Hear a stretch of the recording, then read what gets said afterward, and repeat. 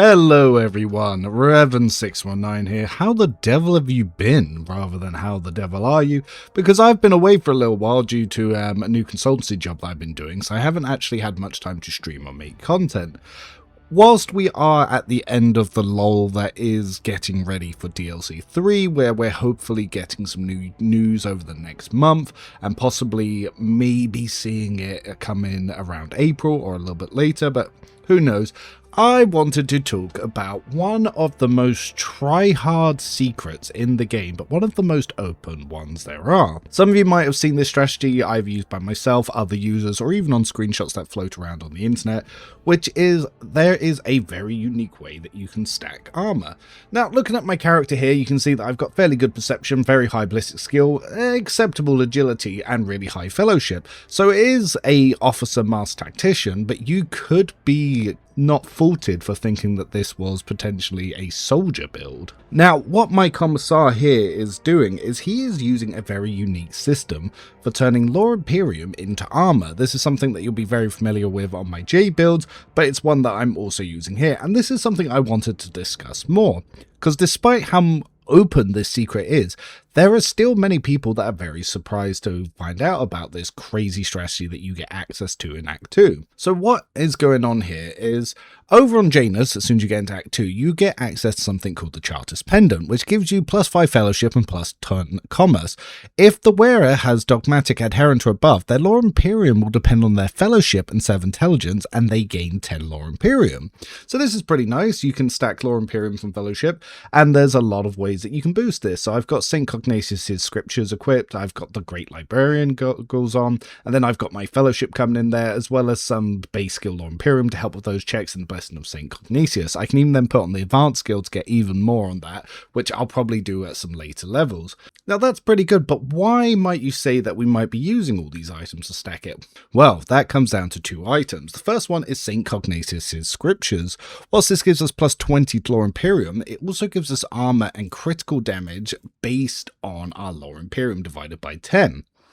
We then combine that with DLC 2 from the Crypt, which you have access to from very early level 20s, with the Breacher's armor, which will also stack Lore Imperium to armor, as well as giving us extra perception. All this combined will give an officer companion some exceptional armor.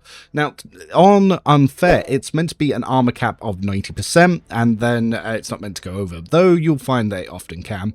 This means that as you build up more fellowship with stuff like Leader's Assault, you can continue to increase your armor.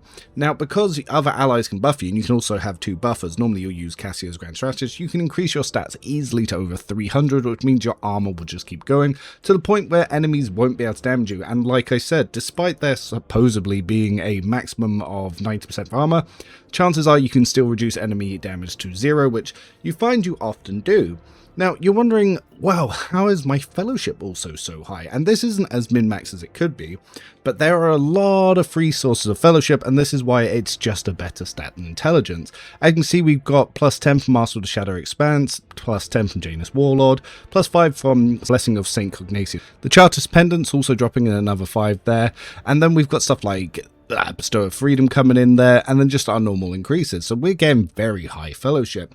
Those 3 levels of increasement you probably wouldn't be able to see. You can actually get more fellowship because you could use, say, something like the Commissar's Cap, and you could also use something like the Agility Cloak, though that will give you slightly less Lore Imperium.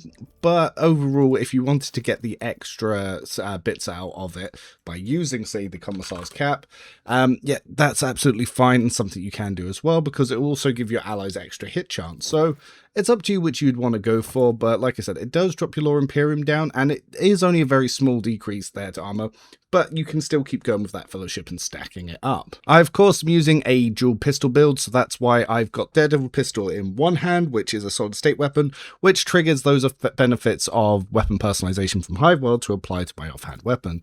As you can see, yes, the armor penetration on this is 50%. Rate of fire is currently 7, because that is also being boosted by the Temperas Carapace elite backpack there, and I'm also able to parry melee with my guns out because of the deflection gloves. So pretty useful. And even a little secondary rifle here, which is also getting boosted by my backpack. Because we're a Master Tactician, we're also going to be able to build up a lot of damage from basically by doing a high number of attacks. I'm using the pair holster because it's a good way to save AP, but like I said, if you really wanted to, you could then throw that in over here, but it's not a strategy that I'm really using, so I'm going to stick with the pair holster. And whether or not you choose to say trying to stack it with, say, the Commissar's Cap or the Great Librarian Glasses, that's completely up to you. The glasses are an Act 4 item, but most of this is all going to be accessible to you from Act 2. There's only a small few little number of boosts that you're going to be seeing in Act 4 here, which is obviously from the backpack and the glasses, but how you build that is completely up to yourselves. But this little strategy, what it essentially does is you can have incredibly high momentum stacking to guarantee finest hour turns. You could then even add in something like the Commander's Chrono. So say I did want to move away from this and we wanted to go into the Chrono, we could use that to go first, and again, that's going to be another way we can hyper one turn. So we can both be a very strong supporting damage dealer, frontline tank, and something that's going to give exceptional buffs to our allies. And every attack we do is also going to increase our fellowship by +5. So you're going to start seeing some really big increases very quickly, and especially as we're doing heroic actions, we're going to see that fellowship explode. And like I said, you can buff loop with Cassia, so you can actually buff Cassia, who can buff you. You can both finest hour each other, and because you're a Master Tactician, on every extra turn you can also abuse your heroic action. So there is a lot that you can do to really trivialize this game. But this strategy of stacking incredibly high armor on, say, a soldier or a officer is something that is quite exceptional to boost. And because you do get a lot of free fellowship, for ranged characters, not many items allow you to transfer stats into direct benefits, as they are quite minor. This is one of the few ways that you can use your stats to become solid damage or even stack your armor. So it's a very effective strategy and one that I highly suggest. Little things like this is how you can trivialize the game, and as you start to master the system, you do find little ways to exploit. I know some people who will use this strategy on every character, even ones they don't invest fellowship into, because they know that they're going to use Cassia or Jay to massively buff their fellowship +300, so it's just going to be huge stats that they're going to see coming in for free.